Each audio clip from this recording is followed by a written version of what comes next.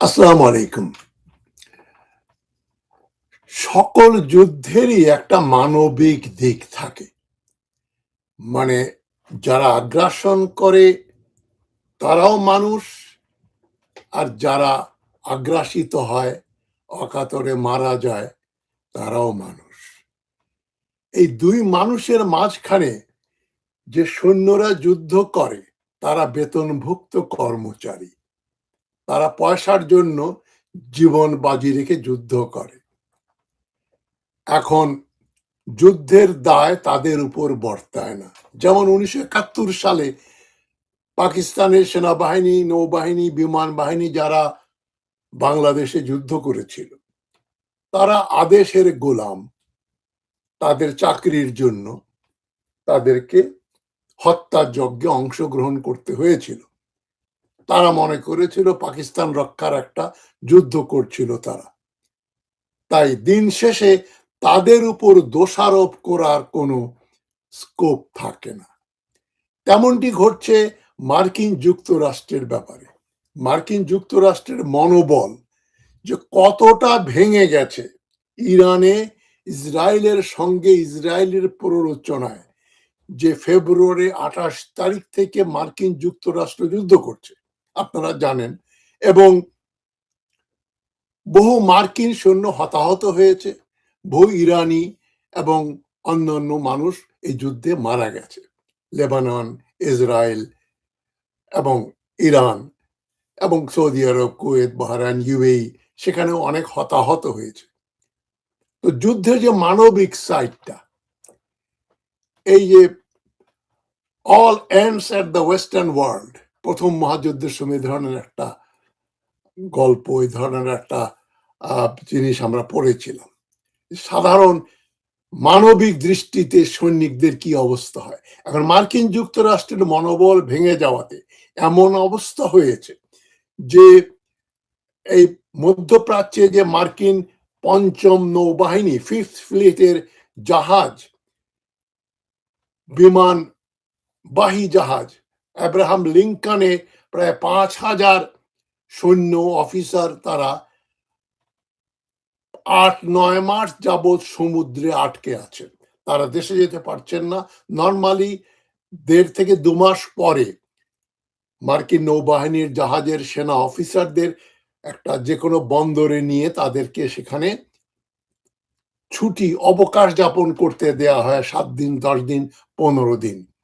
প্রায় ১ বছরের মতো হয়ে গেল, প্রায় ৮-১০ মাস মার্কিন যুদ্ধ জাহাজ আব্রাহাম লিঙ্কনের অফিসার এবং সৈন্যরা সে অবকাশ যাপনের সুযোগ পায়নি।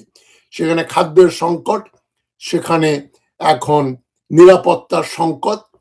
ইরানি মিসাইল হামলা করে, তাদের মনোবল ভেঙে গেছে, এক ধরনের ডিপ্রেশনে ভুগছে তারা, তখন ট্রমাতে ভুগছে, এবং সেজন্যই একজন মার্কিন সৈন্য তার স্ত্রীকে লিখেছেন, আগামীকাল যেন আমার আর ঘুম না ভাঙে।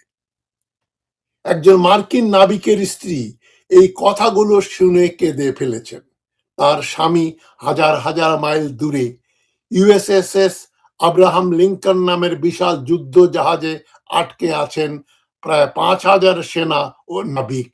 ২৫০ দিনেরও বেশি সময় ধরে সমুদ্রে কোনো বন্দরে নামার সুযোগ নেই। এই যে মরালি তারা যে খুব ডিপ্রেসড হয়ে গেছে, যে তারা বাড়ি ফিরতে পারবে কিনা, যুদ্ধের যেভাবে গতি, ইরান যেভাবে আক্রমণ করছে, এদিকে যুদ্ধ চলছে, আর এই জাহাজের ভেতরে চলছে মানসিক ভাঙন। সেটা আমরা দেখতে পাই না, সেটা যাতে আমরা উপলব্ধি করতে পারি, দেখতে পারি, সেজন্যই আজকে এই কথাগুলো বলছি। এই খবরটা নিউ ইয়র্ক টাইমস থেকে শুরু করে মার্কিন যুক্তরাষ্ট্র, ইউরোপ, এমনকি বাংলাদেশের পত্রিকাতে খবরটা এসছে। সুতরাং কেউ কেউ জাহাজ থেকে ঝাঁপ দিয়ে আত্মহত্যার চেষ্টা করেছেন। পরিবারগুলো চিৎকার করে বলছে, আমাদের স্বজনরা ভেঙে পড়েছে, তাদের দেশে ফিরিয়ে আনো। এই নাবিকেরা, এই অফিসারেরা এখন আর কোনো বন্দরে যেতে চায় না। তারা বলছে, আমাদের বাড়ি ফিরতে চাই, সংসার, পরিবার পরিজনের সঙ্গে সময় কাটাতে চাই। আজকের ভিডিওতে আমরা সম্পূর্ণ তথ্য যাচাই করে দেখব কি ঘটছে আব্রাহাম লিঙ্কন জাহাজে, কেন এই সংকট, মানসিক স্বাস্থ্যের উপর এর প্রভাব কি, আর সূত্রগুলো কতটা নির্ভরযোগ্য। ইতিমধ্যে যারা আমার চ্যানেল সাবস্ক্রাইব করেননি তারা বেল বাটন টিপে আমার চ্যানেল সাবস্ক্রাইব করুন যদি ভালো লাগে, আর যদি ভালো লাগে শেয়ার করুন। আমি আপনাদের জন্যই কথা বলি এবং আপনারাই আমার দর্শক শ্রোতা এবং আমার টার্গেট। আপনাদের মাধ্যমে আমি বৃহত্তর জনগণের কাছে যেতে চাই।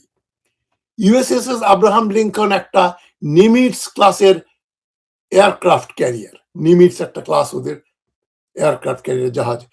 নিমিটস নামে একটা জাহাজ ছিল, সেই জাহাজের মতো এটা। নভেম্বর 2025-এ ক্যালিফোর্নিয়ার স্যান ডিয়েগো থেকে বের হয়েছিল এই জাহাজ প্যাসিফিক ওশানে, প্রশান্ত মহাসাগরে। মূল পরিকল্পনা ছিল দক্ষিণ চীন সাগরে মোতায়েন করবে, চীনের পাশে। কিন্তু ইরান যুদ্ধ শুরু হওয়ার পরে তারা চীনের সাউথ চায়না সিতে না গিয়ে, প্যাসিফিকে না গিয়ে তারা মধ্যপ্রাচ্যে চলে গেল এবং মধ্যপ্রাচ্যে ইরানের বিরুদ্ধে যে অবৈধ যুদ্ধ ঘোষণা শুরু করলো আমেরিকা ও ইসরায়েল, সেখানে এই জাহাজটা চলে গেল। জাহাজে প্রায় 5,000 নাবিক ও মেরিন সেনা আছেন।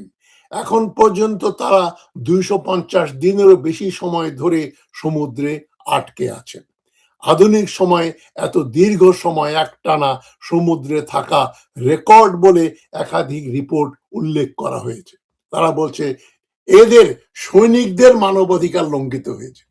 এই সৈনিকেরা যে ইরানের মানুষকে নির্বিচারে হত্যা করেছে সেটা কোনো ব্যাপার নয়। যেন সৈনিকরা মনকষ্টে রয়েছে, খাদ্য অভাবে রয়েছে, এটাই যেন সবচাইতে বড় সমস্যা।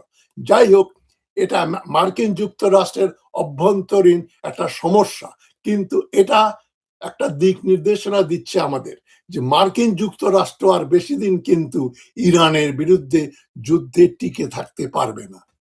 তাদের সামরিকভাবে পরাজয় হয়েছে, তারা এখন মানসিকভাবে বিপর্যস্ত। তাই মার্কিন যুক্তরাষ্ট্র, ডোনাল্ড ট্রাম্প মার্কিন সৈন্যদের আর বেশি দিন ইরানের বিরুদ্ধে যুদ্ধে নিয়োগ করতে পারবেন না। এটা একটা ভালো খবর।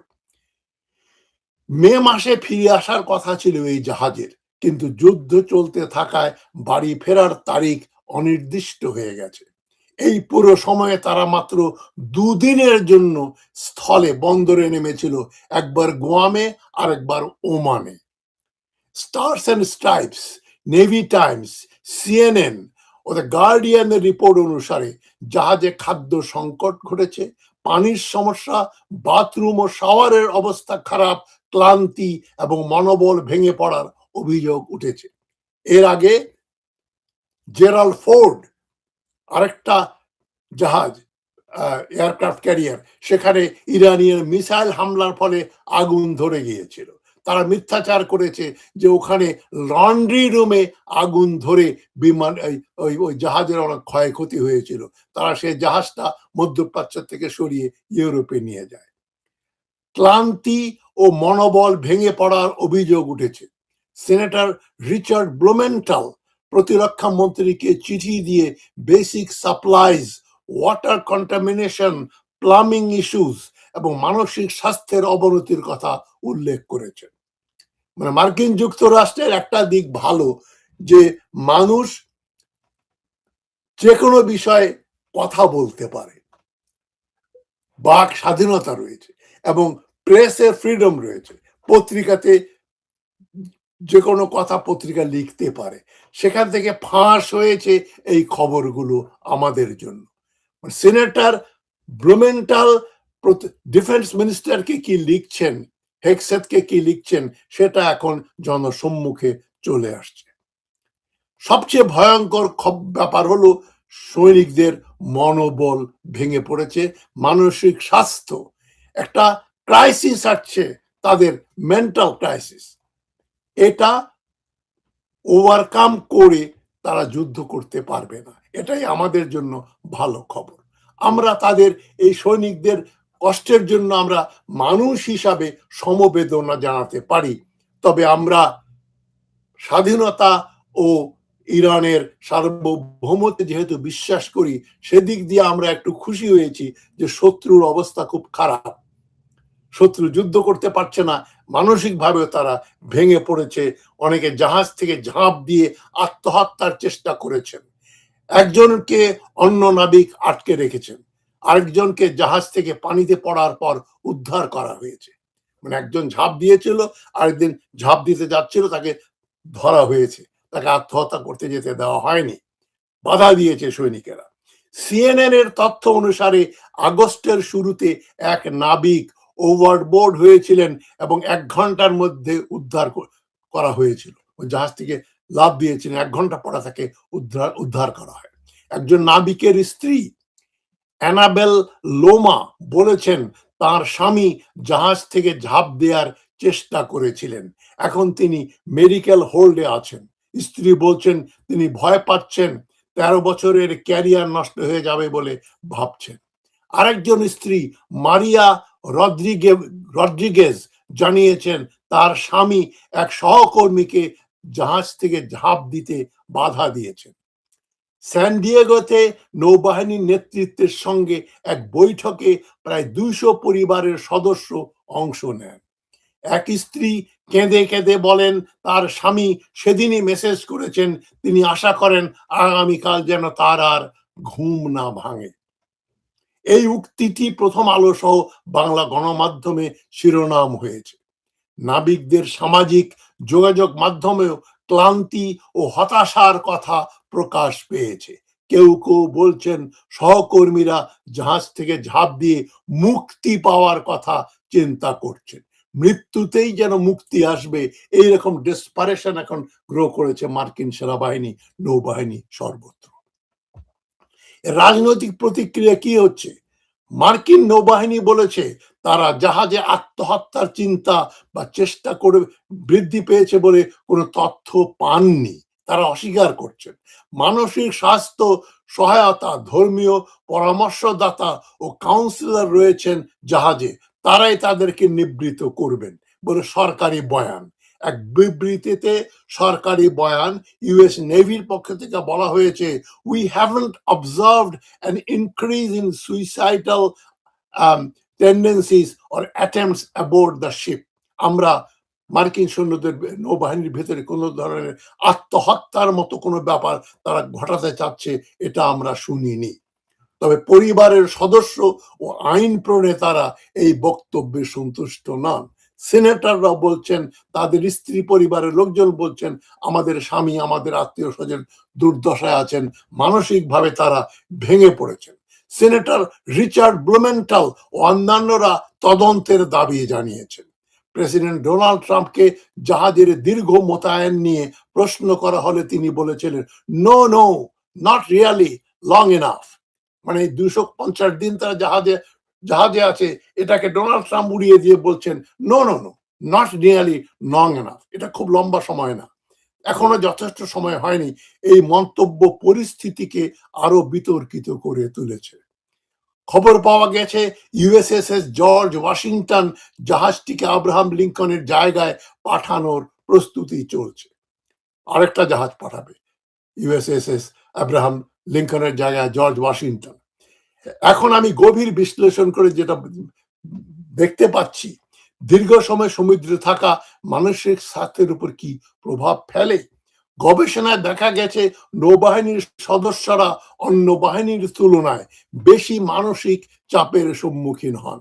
জাহাজের পরিবেশ, সীমিত স্থান, গোপনীয়তার অভাব, উচ্চ শব্দ, কম্পন, অনিয়মিত ঘুম এবং পরিবার থেকে বিচ্ছিন্নতা, এসব একাকিত্ব ও ক্লান্তি বাড়ায়। সি সিকনেস যেটাকে বলে, সমুদ্রে গেলে মানুষ এমনি একটু অসুস্থ হয়ে পড়ে। সি সিকনেসের সঙ্গে যুদ্ধের হুমকি, ইরানি মিসাইলের হামলা, সবকিছু মিলে ঝুঁকিপূর্ণ অবস্থায় মানুষ যত সাহসী মানুষই হোক, একসময় তার সাহস ভেঙে পড়ে, সে পর্যুদস্ত হয়ে পড়ে, পিটিএসডিতে ভোগে, মানে ট্রমাতে ভোগে।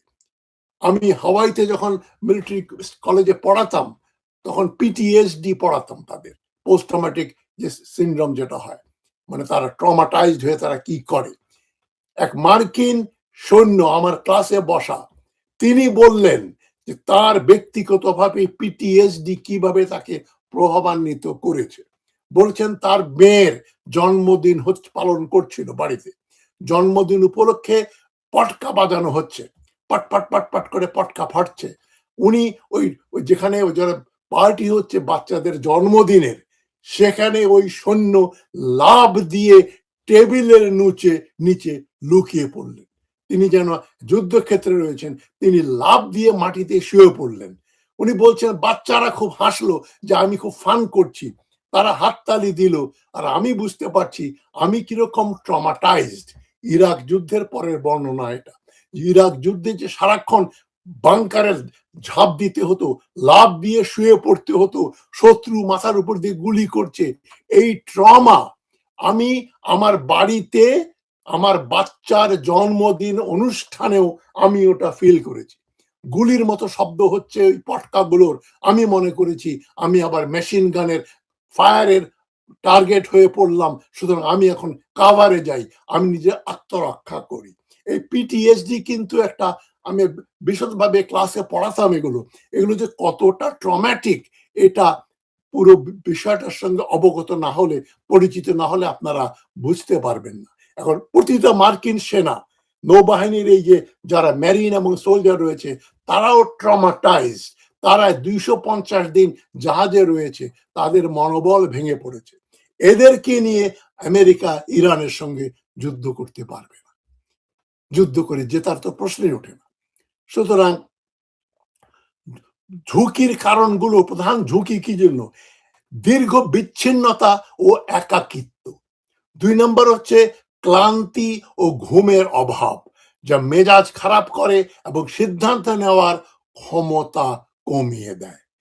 বাড়ি ফেরার অনিশ্চয়তার একটা, কবে ফিরবো? প্রতিটা সন্ধ্যে নাবিকের জানা দরকার সে কবে বাড়ি ফিরে যাবে, ছুটি পাবে কবে।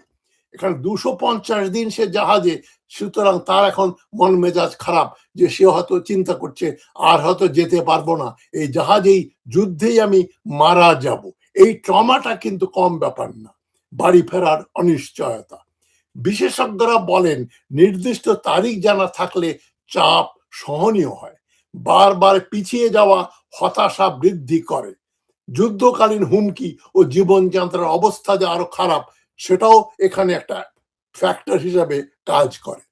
মিলিটারি মেডিসিন জার্নাল ও বিএমসি সাইকোলজি তে লেখা হয়েছে, রিভিউতে লেখা হয়েছে, দীর্ঘ সময় সমুদ্রে থাকলে মুড খারাপ হয়, ক্লান্তি বাড়ে ও মানসিক স্বাস্থ্যের অবনতি ঘটে। কিছু গবেষণায় আত্মহত্যার চিন্তার হার সাধারণ জনগণের তুলনায় বেশি পাওয়া গেছে। আব্রাহাম লিঙ্কনের ক্ষেত্রে পরিবারগুলো এক্সশন, declining moral and suicidal thoughts এর কথা বলেছেন। সাবেক নৌ কর্মকর্তারাও বলছেন দীর্ঘ সময় স্থলে না নামলে মানসিক চাপ বাড়ে।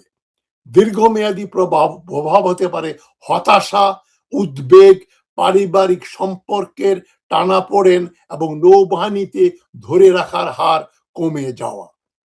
তো এত কিছু দিকে আমরা ইনভেস্টিগেট করে যে রিপোর্টগুলো আসছে, সব তথ্য আমরা যাচাই করতে পারছি না। যে পরিমাণ তথ্য আমাদের কাছে এসছে, তাতে মনে হচ্ছে মার্কিন সেনাদের মরাল অনেক নিচে এবং এইভাবে এই যুদ্ধ চালিয়ে যাওয়া তাদের পক্ষে সম্ভব হবে না। সুতরাং আমরা ইউএসএস আব্রাহাম লিঙ্কনের ঘটনা আমাদের মনে করিয়ে দেয় যুদ্ধ শুধু অস্ত্রের নয়, মানুষের মনেরও। মানসিকভাবে যদি একজন সৈনিক যুদ্ধের জন্য প্রস্তুত না থাকে, তাহলে সে যুদ্ধ করতে পারে না। আপনারা কি মনে করেন এই পরিস্থিতি কতটা গুরুতর বলে মনে হয়? কমেন্টে জানাবেন। ভিডিওটি ভালো লাগলে লাইক করবেন, শেয়ার করবেন ও আমার চ্যানেল সাবস্ক্রাইব করবেন। পরবর্তী আপডেট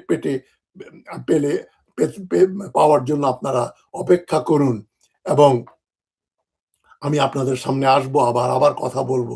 ভালো থাকবেন সবাই। ধন্যবাদ। আসসালামু আলাইকুম।